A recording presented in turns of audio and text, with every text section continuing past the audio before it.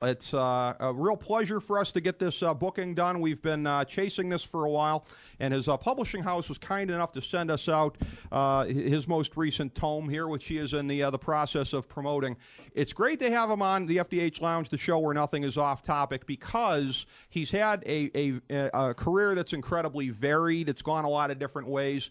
We love all of these different elements, whether it be wrestling, whether it be politics, whether it be he's done some NFL announcing. These are all things we talk on a regular basis on this show. The book, of course, is 63 documents the government doesn't want you to read, and I'm holding it up here for our high-definition cameras. The author of the book, of course, is the former governor of the state of Minnesota, and previous to that, pro wrestling legend as an announcer, and prior to that, wrestler, the one and only Jesse "The Body" Ventura. Jesse, pleasure to have you on the FDH Lounge tonight. How are you? Thanks. I'm doing pretty good. Getting a little tired out, though. Been on the road for about 15 days now, from roughly 5:30 in the morning till about midnight every night, but that's what you got to do when you do a book tour. Yeah, it can be very grueling. I mean, as a writer myself, I aspire to be on a book tour someday myself here, so I hope to get the fun. Me, the book tour is tougher than the writing. Yeah, well, you're not the first guy to have said that, and that's that's a very common lament, I guess, of those who do that. This book here that you just put out, and as I say, I greatly appreciate that we got this sent to us. I'd like to start by getting a sense of your general philosophy on the book at its deepest level, because, of course, the book is all about exposing secrets that you feel need to be out there and putting these things out in the open. What I'm uncertain of from the book and from your previous appearances, of which I've seen a great many, is the extent to which you're an absolutist on that. Do you believe that in a free society there are at least a handful of things that need to remain behind the curtain for our own good, or do you believe it should all be out there? Point, certainly. I spent 6 years in the Navy Underwater Demolition SEAL Team, the Navy Special Forces, and naturally there's certain operations you go on that have to be secret and that type of business. I'm not against that, but it's gone over the board the other way. And also because when an operation's over in a timely fashion, then those papers should become public. But get this, last year alone, do you know how many documents our U.S. government declared top secret that you can't see? I have no idea. 16 million. Wow. Now, don't you find that a bit? That must be every document they put out. That is an awful lot of them, and it does lead, and I see this. It does lead into your premise then that in many instances it's because of matters of embarrassment as opposed to security. Well, first of all, it's not just me. Let me quote one of our founding fathers, Willie Patrick Henry. Of course, his most famous quote was, "Give me liberty or give me death," but he also stated this: "The liberties of a people never were, nor ever will be secure, when the transactions of their rulers may be concealed from them." Interesting.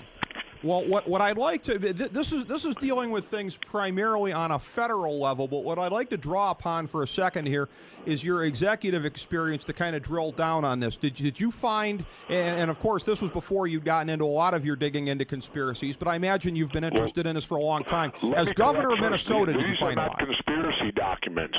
We wrote the book because my last book, of course, was American Conspiracies. Mm-hmm. And naturally, everybody rolls their eyes and says, "Oh, he's a conspiracy theorist, he's a nut, he's this and that." Well, no, I question government, and when questions are out there, I expect them to get answered. This book is not deal with that at all. These are all the government's documents. They're out there. In the epilogue, we tell people where they can go search on their own. So this is not any conspiracy theory here. No. This is documents right from our government. Oh no, I understand that. But what I'm wondering about is, did you ever have experiences when you were chief executive in Minnesota where you ever came across anything and you said, "Geez, I wonder why this is classified"? Did you ever have that happen to you? Oh, absolutely. In fact, I wrote about the one in my book, Don't Start the Revolution Without Me, and here's what it is. The CIA's mission statement says they're not to be operational inside the United States of America. Well, there's an embedded CIA operative in state government in Minnesota.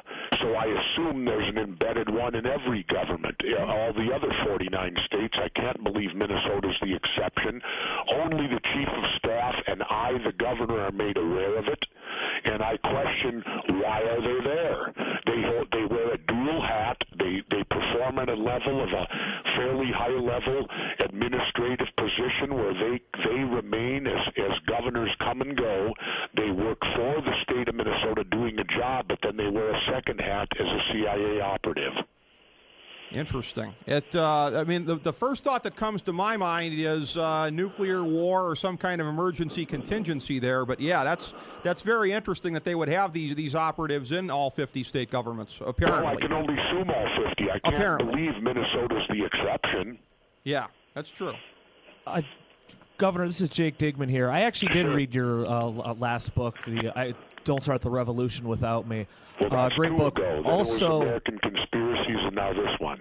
Okay, and also big fan of the show Conspiracy Theory. The one thing I like is how it had opened up a lot of people's eyes to things like a lot of the information you discussed there. I, too, had started doing research on it. One of the things I was wondering about if you were ever going to a topic discussed on the show, I actually heard from you at the last Rally for the Republic. You talked about the importance of allowing third-party candidates into the debates and the reason why that third-party candidates aren't allowed in the presidential debates right now. And to me, as far as where our country is headed, the American people are screaming for a viable third-party option, and the only way to get it out there is through the debates, as you had mentioned. Now, do you feel that is a conspiracy, that the Democrats and the Republicans are intentionally not allowing that to happen? Oh, absolutely. That's why they make it. Let's say hypothetically, first of all, let me state something else first. I no longer support the third-party movement. Okay. Why is that? That's shocking. Here's what I now support. I support the abolishment of all political parties. Okay. Because here's the reason. The Democrats and Republicans have destroyed the whole thing. It's so corrupt that any third party in which to compete will have to corrupt itself. Well, you've already got a two-headed monster. Why would you want a three-headed one? Now, having said that, yes, they absolutely work against a team up against any third party, and here's how. If I wanted to run for the presidency, I have to jump through different hoops in every state. It is not a standard thing to get on the ballot. Why isn't it? It's a federal office. It should be standard from the federal level to the states. Here's what it takes to qualify to get on the ballot. But every state is different. So therefore, and then when you try to do it, they will sue you, they will tie you up in court till by then the election has passed you by and you couldn't get on the ballot in that state. Well, I mean, as a frustrated ideologue myself, I do agree with you that, again, it is a real duopoly between the parties here. Well, I think Ralph Nader said it best when he said we have a two-party dictatorship. Yeah, I think that goes without saying, and as somebody who has voted for a third-party candidate for president in my lifetime, I do understand that notion as well. In terms of that, on the political side here, it is kind of amusing to me. It does seem like you talked about recently possibly some form of something with 2012, whether with Donald Trump or otherwise. I know that's been kicked out there in the past. If you were to do that, Jesse, boy, Minnesota might very well lead the nation in candidates per capita with Michelle Bachmann and your successor, Pawlenty. Well, first of all, let's not throw Donald Trump in the mix. Donald's just tooting the horn, okay, I believe, because he did that 12 years ago when I was then with the Reform Party. He came through touting he was going to run for president. Now, I know Donald. I consider him a friend. But Donald's a glutton for publicity. He's got a top-rated TV show. He knows if he rattles the sword and says that, he's going to get on every show on TV and he'll be the talk of the country. He's done it before multiple times. He never runs. I don't believe he will run this time. He's not going to leave his big empire to go into public service. Having said that, here's what I did say on Good Morning America. I said that if Ron Paul, Congressman Paul, would leave the Republicans and make a bid for the presidency, I certainly would give it serious consideration to be his running mate. You actually had my vote in the last election on that ticket under the power of the write-in candidate. Do you see that as a viable possibility? Because Ron Paul has the largest movement of people. The groundswelling keeps growing and growing and growing. It amazes me how the Republican Party can't see that. It almost screams out that they want the same old corporate politics as usual. Ron Paul will never get the Republican nomination, guaranteed, because Ron Paul has asked for an audit to the Federal Reserve. Right. That ain't going to happen with the Republicans. The only way it could really happen, I think, and again, going back to the ballot access issue, would be like if Mr. Paul and I ran as the Libertarian, because I think the Libertarians have ballot access in all 50 states. They do. I think and Ron Paul and I basically are Libertarians. You know, if I take the Libertarian exam, it's like these 10 questions. I think I scored 100 on it one time, 100%. Mr. Governor, you talking about the world's tiniest political quiz? Yeah. I don't know. Yeah, maybe. I can't remember what it was, but it's like 10 questions to see if you're a Libertarian or not. Jesse, I got to tell you, as somebody who looks at this, and I'm a self-admitted political nerd, at first blush, you strike me as being a pretty good amount to the left of Ron Paul. Do you think you'd be that compatible with him? Well, we differ on the abortion issue. Naturally, he's pro-life, I'm pro-choice, but that's just one thing. But on many issues, well, let's take why I dedicated this book to him. If you look at the dedication, and I did that because he was the only one that stood out on the congressional floor and made the statement that WikiLeaks hasn't killed anybody. How many people have died over the deceptive intelligence and lies we got fed on invading Iraq? And then he said even more profound. He said, in what's supposedly a free country, when telling the truth equals treason, we're in bad shape.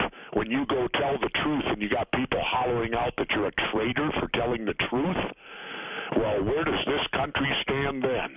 Well, Jesse, I'd be interested in knowing if any differences are limited to the social issues or perhaps go beyond, because, again, and this is just at first blush looking at things on the surface, do you really subscribe to his notion of what would be a radically downsized federal government in terms of spending programs and the like? Are you good with Ron Paul on that kind of stuff? I'm pretty solidly with him on that. Okay. You know, the federal government, first of all, if you look at our forefathers, they told us to stay out of foreign affairs. I'll tell you this, I would cut the defense spending budget hugely, because I would go out and close every base we have outside of the United States of America, and I would bring all our men and women home. What about entitlements? I mean, Ron Paul would definitely like to go after those. Are you with him on that? Well, the main thing to go after is corporate welfare. If you look at, I've seen charts, and if you compare corporate welfare to social welfare, corporate welfare is hundreds to 200 times bigger than social welfare. Jesse, this is Kyle Ross here. I wanted to ask a question about another book that was recently written that I enjoyed. It was called Griftopia by Matt Taibbi. If you had a chance to read that book and your overall impressions of, Wall Street and what needs to be done there. Well, I know Matt, and Matt's brilliant from Rolling Stone. In fact, on my TV show, we purposely brought Matt in because Matt was much more aware than me, and that was done on purpose because I wanted him there. But Wall Street, what gets me is they're now blaming all the unions. They're busting the unions because all the states are in deficit, and they're blaming them. Yet not one person from Wall Street is going to prison over what took place, and that whole thing was a complete setup. They knew exactly what they were doing. They gambled on these mortgages, while on the flip side, they took out insurance. It would be the equivalent in layman's terms of you going to a casino and playing poker or blackjack, dropping $500,000 knowing full well that you had a benefactor outside that was going to reimburse you for the whole $500,000. Yeah, it definitely was a crooked game. No question about that. And none of them are going to jail. As far as how they operate, well, the interesting thing is when you talk about some of these financiers who've made it back in one way or another through restructuring, that actually ties back to your friend who you mentioned a little bit earlier, Donald Trump. I was reminded when you mentioned Donald Trump and knowing him and being friends with him, I'm thinking back here.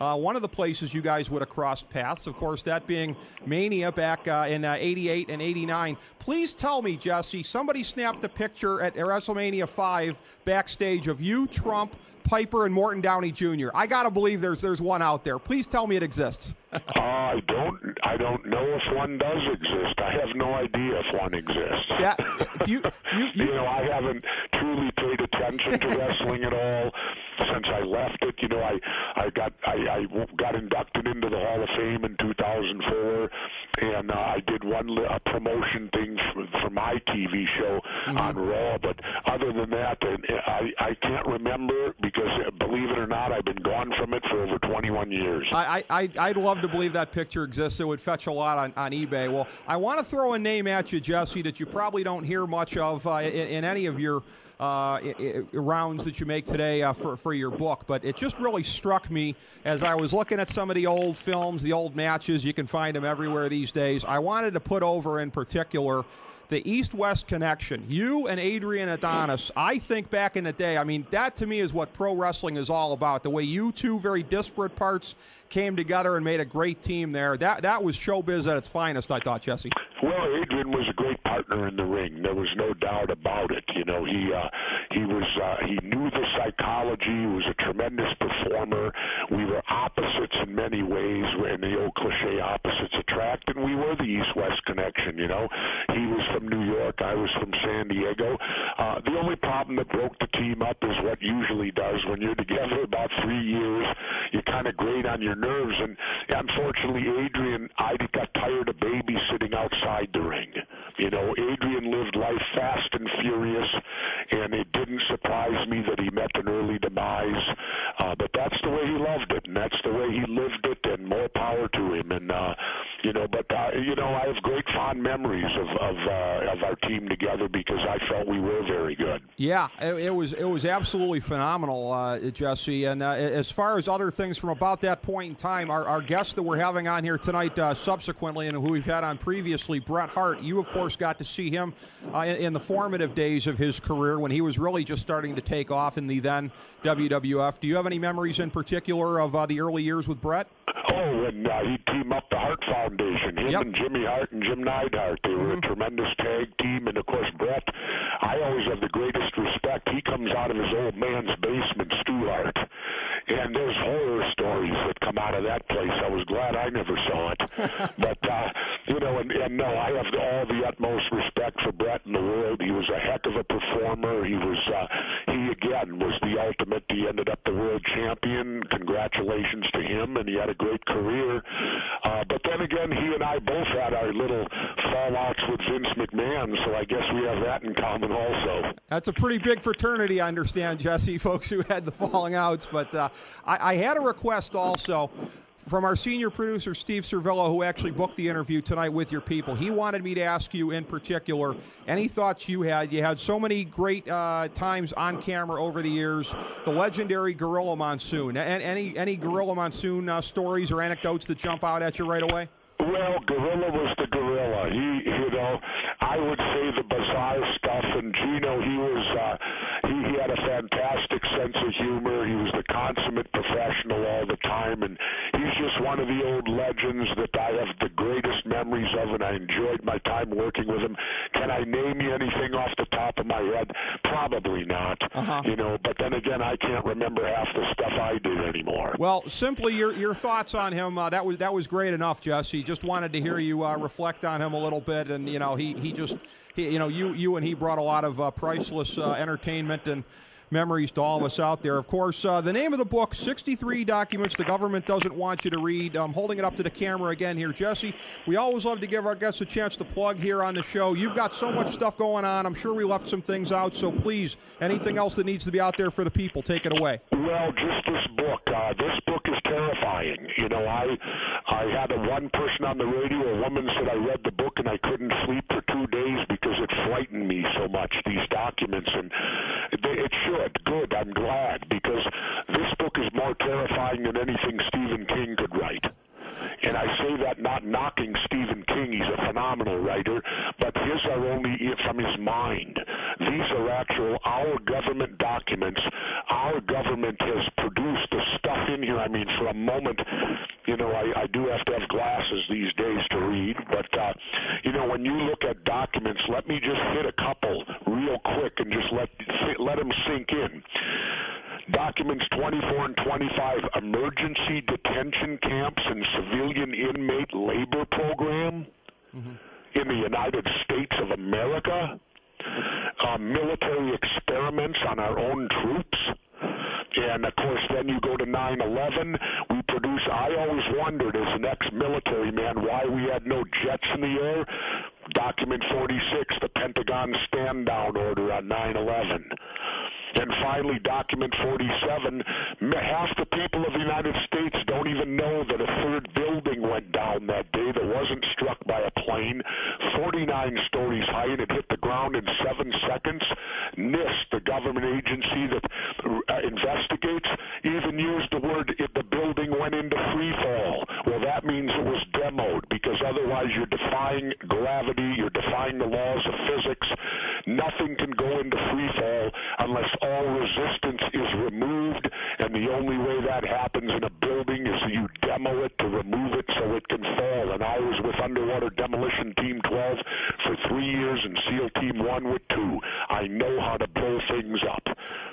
Jesse? So that ought to be food for thought for a lot of people, and all the other documents are just as explosive. Well, people certainly should read and draw their own conclusions. Jesse, I rarely think of a follow-up question when a guest is going into his closing plug here, but I did think of one from a previous conversation on the show. I don't know if you know a gentleman. He's another public official friend of Ron Paul's, Joe DiAguardi. He ran for the Senate last year in New York, former congressman. We've had him on the show. He's somebody who's very concerned about the federal debt. I asked him this question about the Fed and auditing the Fed. And when you're talking about secrecy, Jesse, that's what made it come to mind here. And I posed the question to Joe. I said, I'm with you on auditing the Fed, but my concern, and I'd like to know if you can allay this for me as well, Jesse, my concern is, because I think a lot of this stuff is a house of cards, could that not be so destabilizing that they pull the curtain back, we see the manipulation, and the markets a lot of times exist on confidence? Could that be a self-fulfilling prophecy, collapsing the markets if we were to audit the Fed?